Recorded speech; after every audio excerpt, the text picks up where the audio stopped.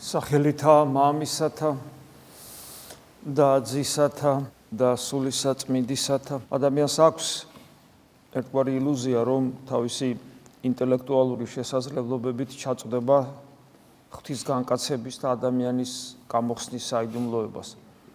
ამას ჩვენ წმინდა წერილში ვხედავთ და დღესაც აღმოვიკითხეთ.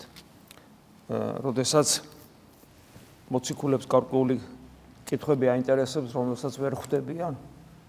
მაგალითად, იმის რომ ვთქვათ, ილია უნდა მოვიდეს უფლის წინ და ცხებულის წინ, უფალი რაღაც საურკვეველ პასუხს აძლევს, რომ ილია უნდა მოვიდეს, მაგრამ მე უკვე მოვიდა.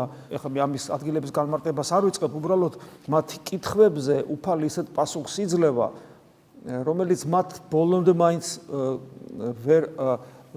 ვერ აგებინებს, ანუ ამ პასუხითაც არ აგებინებს, ანუ მიანიშნებს, რომ საქმე აქვს საიდუმლოებასთან. ასევე დღეს სახარებაში აღმოვიკითხეთ ფარისევლებს როუნება, რომ რას გამოეძიებთ ერთმანეთში, ანუ მუდამ ფიქრობდნენ, რომ მიხვდებოდნენ, კამათობდნენ, მსჯელობდნენ, მაგრამ საბოლოო ჯამში ჩვენ ვიცით, რომ ადამიანებისგან ძალიან მცირემ იცნო მაცხოვარი, უმრავლესობამ ვერ იცნო, მათ შორის განათლებულმა ადამიანებმა, რელიგიურმა ადამიანებმა. ჩანს, რომ ადამიანმა რომ გაიგოს რა მოხდა, როცა ღმერთი ადამიანად მოვიდა და რას ნიშნავს გამოხსნა ჩვენი, რას ნიშნავს ეკლესიის დაარსება, რა არის ეკლესია, რა არის ეკლესია. ეს არის დღეს მაგალითად ერთ-ერთი ყველაზე ურთულესი თემა ქრისტიანობაში. აი თუ მაგალითად პირველ საუკუნეებში პრობლემა იყო ღმერთის სამპიროვანი და თან ერთი როგორ არის, რას ნიშნავს იესო ქრისტე ღმერთია თუ ადამიანი თუ როგორ არის ეს საკითხები იყო უმთავრესი, იმდენად უმთავრესი, რომ მეოთხე საუკუნეში მაგალითად სადმე დიდი ქალაქის ბაზარში რო შესულიყავი, შეიძლება კონსტანტინოპოლის ან ალექსანდრიის გამყიდველს, უბრალო გამყიდველს, აი ხორცის გამყიდველს ამ თემაზე დაიწყო შენთან საუბარი, იმდენად მნიშვნელოვანი იყო. და ეკლესიის საეკლესიო კრებები იქმნებოდა, ამისათვის შედგებოდა და უამრავი წვალებლობები ჩნდებოდა. დღევანდელ დღეს ადამიანები ამაზე ნაკლებად კამათობენ, იმიტომ რომ რაღაც ის ქრისტიანულმა კულტურამ ღრმად გაიდგა ფესვები. და მართალია ლოგიკური ჩვენი აპარატი ვერ ხვდება ღმერთი თან სამპიროვანი და თან ერთასება როგორ არის, ან იესო ქრისტე ერთდროულად ღმერთი და ადამიანი როგორ არის, მაგრამ მიუხედავად იმისა, რომ ვერ ვიგებთ, შესისხორცებული გვაქვს და ამაზე ნაკლებად ვკამათობ, თუ ადამიანი ხარ სექტანტი არ არის, რაღაც სხვა რელიგიის წარმომადგენელი არ არის, ქრისტიანულ წიაღში ეს პრობლემა თითქოს აღარ არის. მაგრამ არსებობს სხვა ტიპის პრობლემა. ეს არის პრობლემა ეკლესიის შესახებ, თუ რა არის ეკლესია, რას ნიშნავს? შესაბამისად მისი ეკლესია როგორც საიდუმლოება და პრაქტიკული ცხოვრების წესი. აი რა არის ეკლესია და პრაქტიკული ცხოვრების წესი სულიერ ცხოვრებაში. აი ამის ბოლომდე ვერ გაგება და ამასთან ბოლომდე ვერ თანაზიარება იწვევს იმ პრობლემებს, რომ მიუხედავად იმისა, რომ ძირითად დოგმატებზე არ ვკამათობ, ქრისტიანობა მაინც ჩვენამდე ისე ვერ მოდის და ვერ გვესმის. ამიტომაც ძალიან მნიშვნელოვანია, რომ ეს პრობლემა დაიძლიოს. კიდევ ერთხელ ვამბობ, ძალიან მნიშვნელოვანია გავეცნოთ 2000 წლოვან მემკვიდრეობას ეკლესიისას, ანუ წმინდა მამებს კითხულობდეთ და მათ დარიგებებს ძალისაებ მათ სწავლებას ჩვენს ცხოვრებაში ვახორციელებთ. რამე თუ წმინდა მამები ეკლესიის ორგანული ნაწილიც არიან, რომლის ნაწილი ჩვენც ვართ. და ამავე დროს მათ პრაქტიკული ცხოვრების უდიდესი გამოცდილება აქვს, რომლებსაც ისინი აღწერენ. ჩვენ ეს ბოლო პერიოდი წმინდა ისააკ ასურის სიტყვებს ვკითხულობთ და ძალისაებ განმარტავთ და დღესაც გავაგზავნებთ. კითხვა იყო ესეთი, თუ ადამიანი როგორ იბრძვის ცოდვასთან და ერთ-ერთი პასუხი, ერთ-ერთი ფორმა ბრძოლისა, ინსტრუმენტი ამ ბრძოლისა იყო მარხვა და მარხვაზე ვსაუბრობდით და ისააკ ასური აგრძელებს. ნახეთ მარხვას როგორ აქებს. და აქედანაც უკვე მივხვდებით, რომ მარხვა უბრალოდ დიეტა არ შეიძლება იყოს. მას ძალიან საიდუმლოებრივი და ღრმა დანიშნულება აქვს. როგორ ამკობს ისააკ ასური მარხვას. მარხვა ყოველი სათნოების დამცველი ზღუდია, ღვაწლის დასაწყისია. აი მართლაც ადამიანი რომ მოდის ეკლესიაში, პირველი რასაც ვეუბნებით, რომ ოთხშაბათი პარასკევი და რომ მარხვებში რას ნიშნავს მარხვა, რომ ხორცეული და რძის პროდუქტები არ ჭამო. აი და სამწუხაროდ ადამიანი ბერდება ეკლესიაში და გონია რომ ხორცეული და რძის პროდუქტები რო არ უნდა ჭამო, მარხვა ეს არის ერთგვარი დიეტა. გესმით, მაგრამ მარხვა დიეტა არ არის. რა თქმა უნდა, ხორცი და რძის პროდუქტები არ უნდა ჭამო, მაგრამ ეს დიეტა არ არის. გესმით, ამაშია საქმე. თავიდან ასე ვეუბნებით, ასე ვსაუბრობთ, გესმით, მაგრამ მე ადამიანმა ეს ყველაფერი ღრმად უნდა გაიაზროს და გაანალიზოს, ოღონდ ეს იმ შემთხვევაში მოხდება, თუ ადამიანი მართლა ქრისტესთვის არის მოსული. მართლა ქრისტესთვის არის მოსული. და ნელ-ნელა ის სხვა გზა არ აქვს, უღრმავდება და უღრმავდება და ფაქტობრივად შეიძლება ითქვას საღვთისმეტყველო პრაქტიკული თვალსაზრისით საღვთისმეტყველო განათლებას იღებს. მიუხედავად იმისა, რომ არც თეოლოგი შეიძლება იყოს და არც სასულიერო პირი.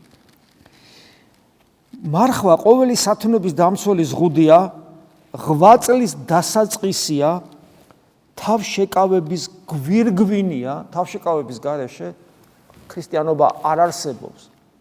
გასაგებია, თავშეკავების გარეშე საერთოდ რამე არსებობს?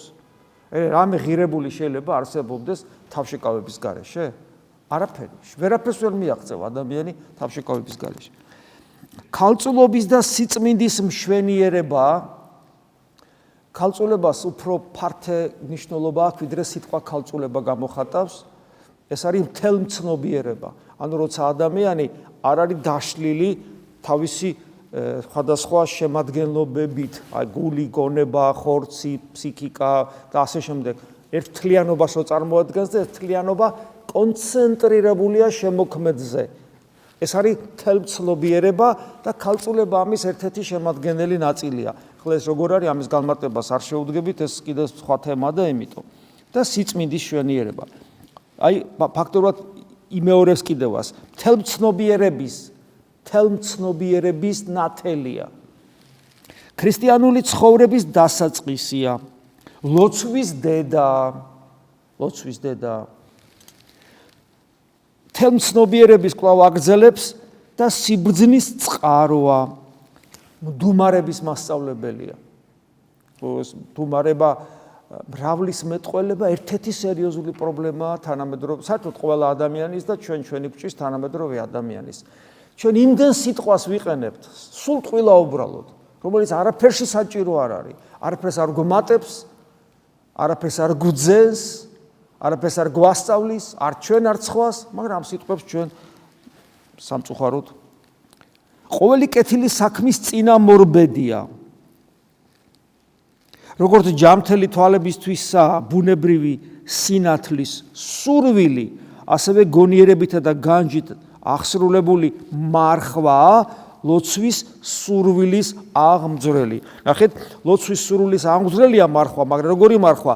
გონიერებით და განჯით. სხვათა შორის ყველა სათნოება ესეა. სათნოება უგუნურად აღსრულებული იქცევა ბოროტებად. ამიტომ თუ ადამიანს არ აქვს განჯის უნარი, ნებისმიერი, მათ შორის ლოცვა, იგივე მარხვა, ნებისმიერი ქველმოქმედება გნებავ, ნებისმიერი სათნოება თუ უგუნურად აღსრულდა, ეს ნიშნავს, რომ ადამიანს არ აქვს განჯის უნარი, ეს სათნოება, ანუ სიკეთე ბოროტებად იქცევა, ამიტომაც ანტონ დიდი ამბობს და კიდე სხვა ბევრი წმინდანი თუ არ ვთქვი ისააკ კასურიც, რომ განჯის უნარი ერთ-ერთი უმნიშვნელოვანესი სათნოება, რომლის გარეშეც ყველაფერი წყალში იყრება. საიდან მოდის ადამიანს, საიდან ეძლევა განჯის უნარი? ეს არის ქრისტესადმი ერთგულებით იწყება ეს ყველაფერი, მერე პირადი გამოცდილებით, ეკლესიაში მყოფობით და გარკვეულად შეიძლება ითქვას ღვთის ნიჭიც არის ეს. ასე რომ ეს არის ძალიან მნიშვნელოვანი. და თუ ადამიანს ამის დეფიციტი აქვს და ზოგ ადამიანს აქვს ამის დეფიციტი, ზოგი ზოგს გამოუცდელობიდან გამომდინარე აქვს ეს დეფიციტი და ზოგს უბრალოდ ნიჭი არ მიეცა, ამისათვის უნდა ყავდეს მეგობარი სულიერი, რომელიც მასზე გამოცდილია, ან მოძღვარი და მნიშვნელოვანი საკითხები მასთან უნდა შეათანხმოს, თუ ადამიანი ვერ ხვდება ესა თუ ის სათნოება როგორ და რანაირად აღასრულოს. მარხვისადმი დაუდევარს. ეს მარხვისადმი დაუდევრობა, ეხლა ნახეთ რა შეასაქმე, ჩვენ თუ ლიტერატურასაც ვკითხულობთ და თუ ცოტა ვიფიქრებთ კიდევაც, ალბათ მივხვდებით, რომ მართლა არ არის დიეტა რა. და დიეტაც კიდე იქით იყოს, გასულ თანამედროვე მარხვა, თანამედროვე შესაძლებლობებით. სუპერმარკეტში რო რაღაც არ იყიდი, და როგორნაირი სამარხო პროდუქტს არ მოამზადებ. კაცმა რო თქვას, რა მარხოა ეს? ამიტომაც ძალიან ხშირად გაიგონებთ განსაკუთრებით თეოლოგებს უყვართ ხოლმე. ფათაშორის სულიერ ცხოვრებაში პრაქტიკა რო არა გაქვს და მარტო თეორიულად რომ მსჯელობ, ეს სერიოზული პრობლემაა. და განსაკუთრებულად თეოლოგებს ვის გულისხმობ თეოლოგი, რომელიც არც სასულიერო პირია, არც მონაზონია, უბრალოდ კაბინეტში განსწავლული თეოლოგი. ცუდი კი არ არის ეს, მაგრამ მე როცა პრაქტიკულ რჩევებს იძლევიან ხოლმე, ეს უკვე ცუდია. სანამ იმას გადმოსცემს თეოლოგი, რაც წმინდა მამებმა დატოვეს, ეს კარგია, მაგრამ როგორც კი პრაქტიკულ რჩევებს იძლევიან, ისე საოცრებებს აკეთებენ და ამბობენ. და აი მარხვასთან დაკავშირებით შეიძლება გაიგოთ, რომ ეს რა მარხვაა. მარხვა არის, რომ მაგალითად პურზე და წყალზე დაждები, ამ თელ დღეს საჭმელს არ შეჭამ. ძველად ასე იყო, საერთოდ არ ჭამდნენ, მე ზილის წინ ცოტას იხმევდნენ და ეგ იყო და ეგ და ასე შემდეგ. ეს რა მარხვაა? თავის სამარხო ნამცხრებით და ყველაფრით. იცით რა შეასაქმე? მარხვა ესეც თქვენ წარმოედგინეთ.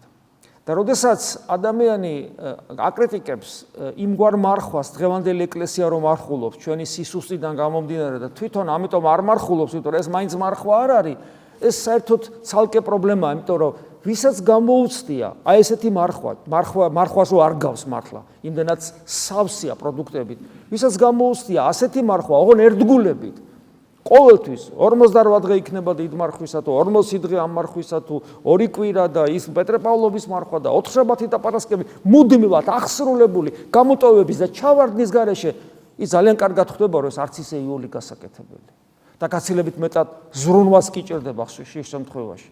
მარხვა საჭიროებს დისციპლინას, მინიმუმ დისციპლინას საჭიროებს. დისციპლინას. რო აი რაც ხელში არ მოგხვდება ზოგი ამბობს ხოლმე კაცო, აი სად ვიფიქრო ეხლა ამაზე ეს ჭამე, რაც ხელში მომხდება იმას ჭამ, მამაო, მე ჩემთვის ამას მნიშვნელობა არ აქვს, რა ვჭამ, რაც ხელში მომხდება. აპატიად რაც ხელში მომხდება, უკაცრავად, ცხოველი იქცევა ასე.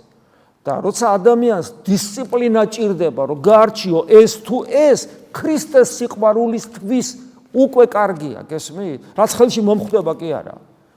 რაც მეკომფორტულება კი არა. არამედ რომ უნდა დავფიქრდე, რომ არა, ესა თუ ეს, კაცო. ისა თუ ის, თუ რაც ეს კი მეკომფორტულება, მაგრამ თანაბას მომზადება არ ჭირდება პირდაპირ შევჭამ და ამას მომზადება ჭირდება და ეხლა არ ჯობია, კაცო, ეხლა ეს რა არის? გესმით, როგორც კი ესე ბრძნობას იწყებს ადამიანი, უკვე პრობლემა გვაქვს, იმიტომ რომ ეს ადამიანი უკვე თავდაჯერებულია, ამაყია, ამპარტავანია. ეკლესია საყოველთაო მარხვა აი ამ სუსტებისათვის, გაუნათლებლების და ბნელებისთვის არის.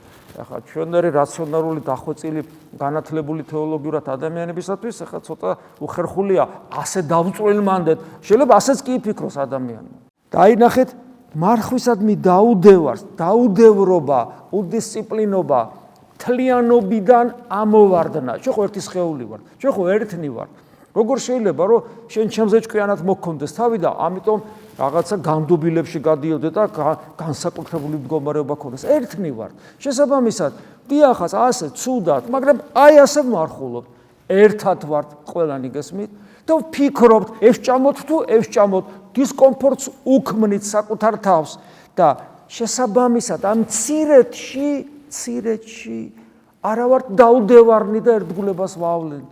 და მცირედსა შინა ერთგული იყო და დიდსა ზედა დაგადგინო, ეს უფალმა თქვა და ესეც კარგად გვახსოვს. მარხვისადმი დაუდევარს ყოველი სიკეთე წონასწორობიდან გამოყავს. მდგრადი აღარ არის სიკეთე შენში.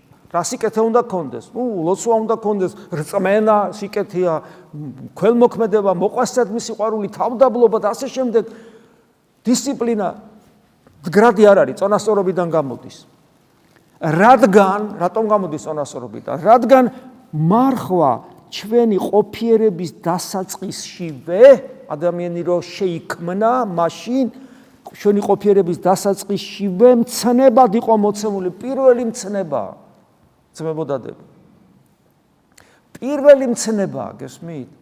ესეინება ღმერთმა. მოიხა ღმერთის მცნებას ჩაუტაროთ რევიზია. კი უტარებენ, ასაჭირო იყო იმ მცნების მიცემა, ხო იცოდა რომ ადამიანი დაეცემოდა, მოდი ამ მცნებას ნუ მისცემდა და იწყება ერთი ამბავი, შედალოცვილო, ერთი წუთის მერე რა გელის ეგ არიცი.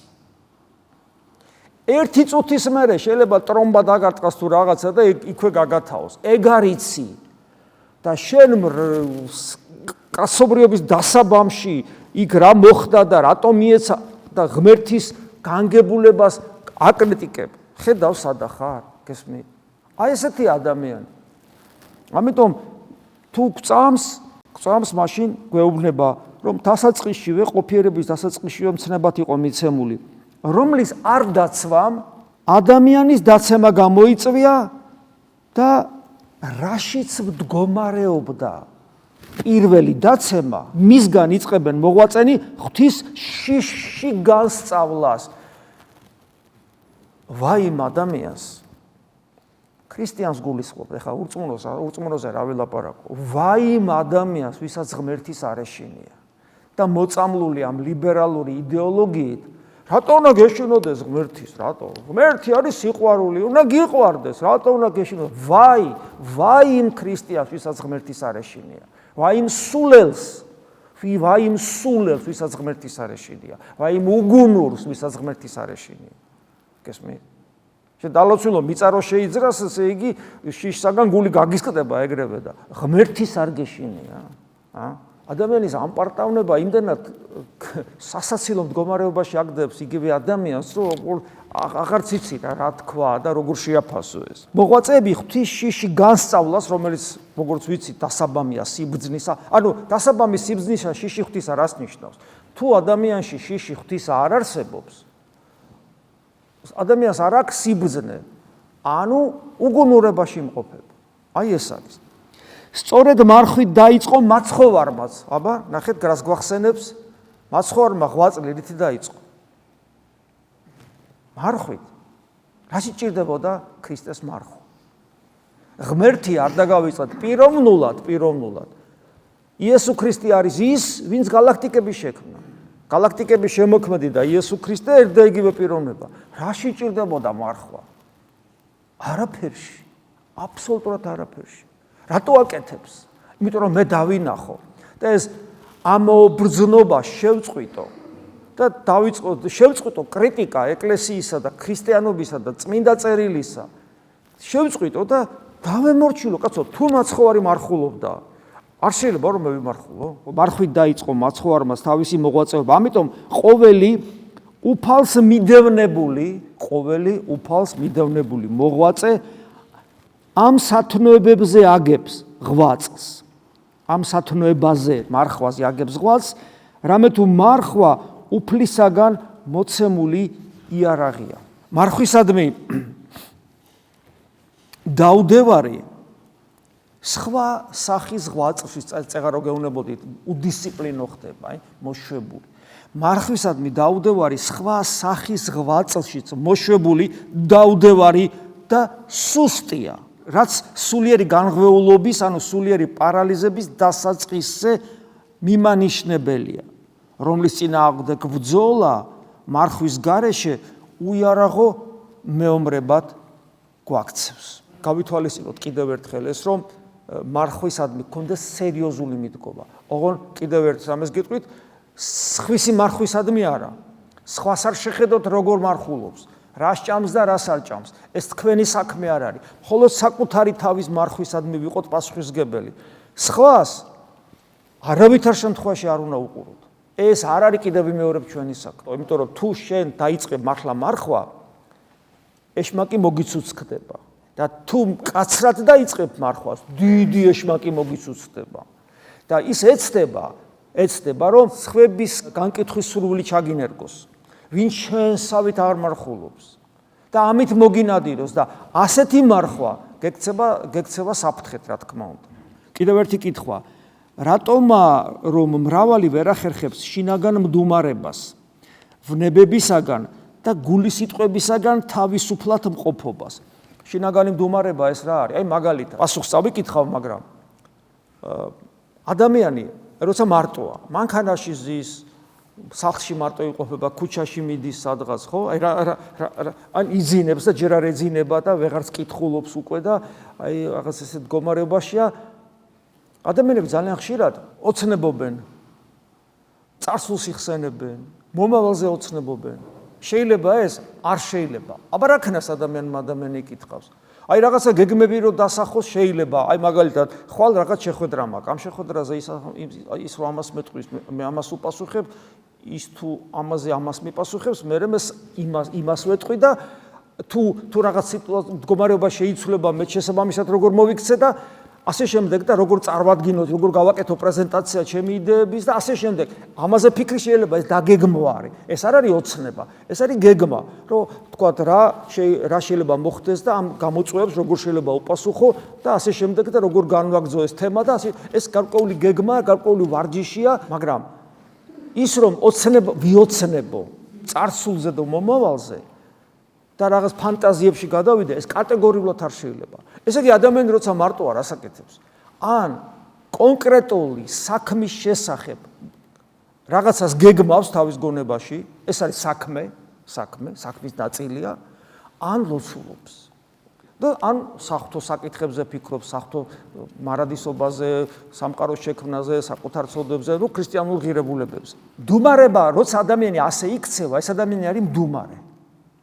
მიუხედავად იმისა, რომ შეიძლება ამას ხმამაღლა აკეთებდეს თუ არავინ არ არის, შიგნითაც ეს სიტყვების კორიანტელია თითქოს, მაგრამ ეს მაინც მდუმარება თითქოს იმდენად, რამდენადაც ამაო სიტყვებს არ იყენებს. კითხვა სვავს, რომ რატო ვერ ახერხებს ადამიანი შინაგან მდუმარებას, მრავალი რატო ვერ ახერხებს? ანუ ქაოსი რატო აქვს თავში? სულ რაღაც სისულელებზე რატო ფიქრობს? წარსულზე და მომავალზე რატო ოცნებობს? რატო ვერ ახერხებს ვნებებისაგან და გულის სიტყვებისაგან თავისუფალი იყოს? პასუხი ესეთია: სულის სიღრმეში დამარხული ვნებები არ ინკურნებიან ხორციელი ღვაწლით. ესე იგი პასუხი ესეთია, რომ პასუხიდან გამომდინარე, რომ სულის სიღრმეში ვნებები აქვს დამარხული. წარსულზეც და მომავალზეც რო ოცნებობს, იქ ისეთ რაღაცებზე ფიქრობს, რაც მას ენატრება, რაც მას უყვარს, რაც მას სადაც მას სიამოვნება განუცდია. ან შეიძლება ღმერთზე მინდობა არ აქვს და შიშები აქვს, კომპლექსები აქვს, ესეც ბოროტებაა. ან წარსულზე რაღაც ჩადენილი აქვს და იმაზე ნერვიულობს, თქვა და განიცდის, ესეც ღმერთი ღვთისადმი უნდობლობაა. ანუ ყოველთვის, როდესაც ის რაც გითხარით, ის თუ არ არის და სხვა ნებისმიერი არის გამოწვეული იქიდან, რომ რაღაც სიამოვნებები გახსოვს, ან გინდა და ამაზე ფიქრობ, ან კიდე რაღაცა ტკივილები და ბოროტება იყო შენ ცხოვრებაში და ცოდვა იყო და რაღაც ცუდი ხდებოდა და ის გაშინებს, ის გგუნავს და ანუ ღმერთის იმედი არ აქვს. ნებისმიერ შემთხვევაში ეს არასწორია. და ეს არის ურწმუნოების ვნებები და ვნებები ჰედონიზმიდან, ანუ ხორციელი მიდრეკილებებიდან გამომდინარე, ან ეგოიზმიდან და პატიმოყვარეობიდან ვიღაცამ შეურაცხყოფა, შურიზიების ბრისხანებით ხარ ახსილი და ასე შემდეგ. ანუ ეს ვნებები შენში არის სიღრმეში. დღის განმავლობაში არ გაწუხებს, როგორც კი განმარტოვდები, მოეშვები, იმ წამსვე წამოვლენ, ან ლოცვის დროს წამოვლენ და იწყებენ შენს სიგი ტანჯვას. და ეს ვნებები არ განიკურნებიან ხორციელი ღვაწლით, უბრალოდ გარეგანი ღვაწლით, შინაგანი ცხოვრების გარეშე. ეს უკანასკნელი მხოლოდ მაშინაა სარგებლის მომტანი. ანუ ხორციელი ღვაწლი მხოლოდ მაშინაა სარგებლის მომტანი, უვნებობის მომნიჭებელი და გულის სიტყვათა დამამშვიდებელი, როცა იგი მდუმარებასთანაა შერწყმული და მდუმარება გითხარით, ესე იგი ეს არის საღვთო საგნებზე ფიქრი და ლოცვის მდგომარეობა, როცა გონებით გულში იმყოფები და ღვთის ძიებას ცდილობ. აი შინაგანი ლოცვა რასაც ქვია. ეს არის ხო მდუმარების მასწავლებელი, იმიტომ რომ ადამიანი, რომელიც შინაგან ლოცვას არ სწავლობს და ღმერთის ძიებას არ ცდილობს, ის რომ უთხრა რომ არის ოცნებო, მას ამის უნარი არ აქვს, ის აუცილებლად ოცნებებს, აუცილებლად უსაგნოთ იფიქრებს. მაგრამ როცა ადამიანი შეიტკბობს ქრისტესთან ყოფობას თავის თავში, ის იყვარებს უკვე მდუმარებასაც. აი ეს არის. ამიტომ ეს შენიშვნა წმინდა მამის არის ძალიან მნიშვნელოვანი, რომ კიდევ ერთხელ მიგვანიშნებს, რომ შინაგანი ცხოვრება თუ გვაქვს, ანუ გონებით გულში ქრისტესთან მყოფობის მცდელობა თუ გვაქვს, ეს უკვე ნიშნავს მდუმარებას და მდუმარებაში მყოფი ადამიანი ამარცხებს იმ ვნებებს, რომელსაც სიღრმეში აქვს ფესვები გადგმული და ესე ნელა თანდათანობრივად მისი გული იხსნება ოფლისათვის და გარეგანი ღვაწლი, მათ შორის მარხვაზე იყო საუბარი, უკვე ხდება უმნიშვნელოვანესი დამხმარე საშუალება და ასკეტური ღვაწლი ზოგადად მარხვასთან ერთად დამხმარე საშუალება, რომ ის შინაგანი, რომლისაკენაც მე მივისწრაფი, გამტკიცდეს და ამ შინაგანს როგორც მესერი დისციპლინისა, მესერი ესე იგი მობილიზებისა და ასე შემდეგ ეს გარშემო შემოერტყას და ადამიანის გული ხდება დამუშავებულიც, ადამიანის გული როგორც სამოთხე ხდება დამუშავებულიც და დაცულიც, რაც ცნებად ჯერ კიდევ ადამიანს მიეცა სამოთხეში. შეგვეწიოს უფალი ჩვენი იესო ქრისტე. მადლი უფლისა ჩვენისა იესო ქრისტესი და სიყვარული ღვთისა და მამის და ზიარება სულისა წმინდისა იყოს თქვენ ყოველთა თანა. ამინ.